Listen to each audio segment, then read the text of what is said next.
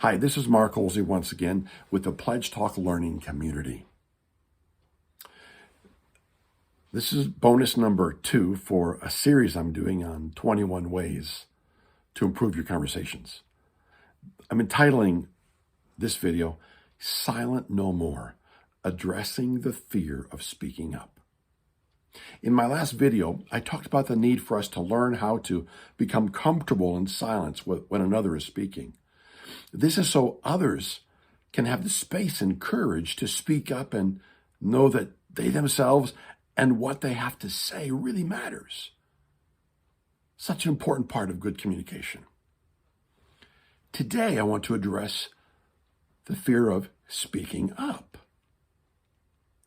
Many, if not all of us, to some degree or another, have been hurt by others at some point in our life or numerous times in life when we have sought to voice an opinion, a thought, or an idea that we believed was important.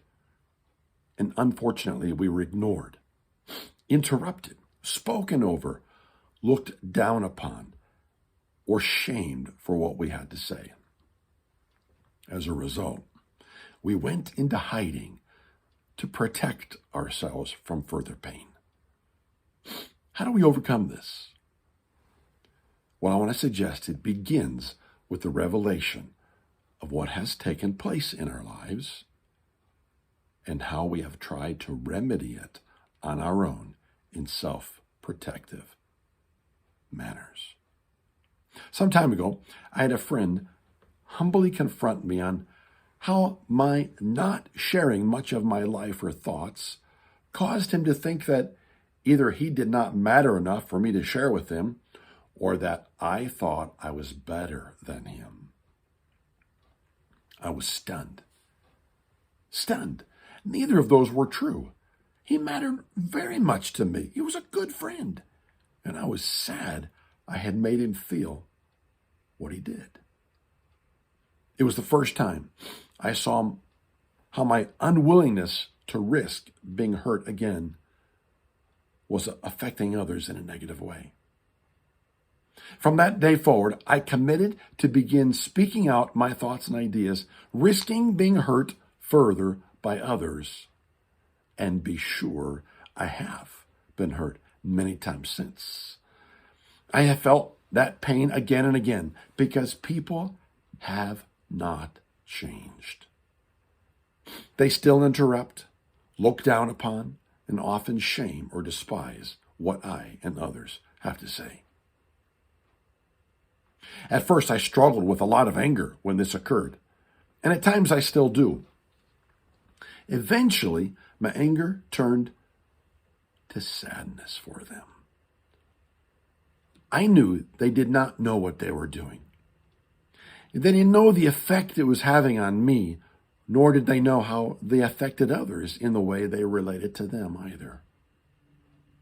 So I went from a determination to not let fear control me, to anger when I would still try to speak and people still hurt me, to sadness when I stopped focusing on my own hurt and saw the effects of their way of communicating to me and others.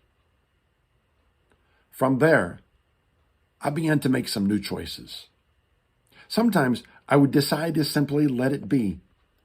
They would interrupt or roll their eyes at what I had to say, and I would just let it go. Or I would dodge their response. I would remind myself they either are not able to see past their own styles of relating, and or they don't want to hear what others have to say. And so I let it go and just went back to listening to them. It is sad, but I am working at loving them just where they are at. Other times, I push through what seems to be a lack of interest on their part. I speak with a voice that is more apt to be heard. That voice, my voice, has a stronger, unwavering tone.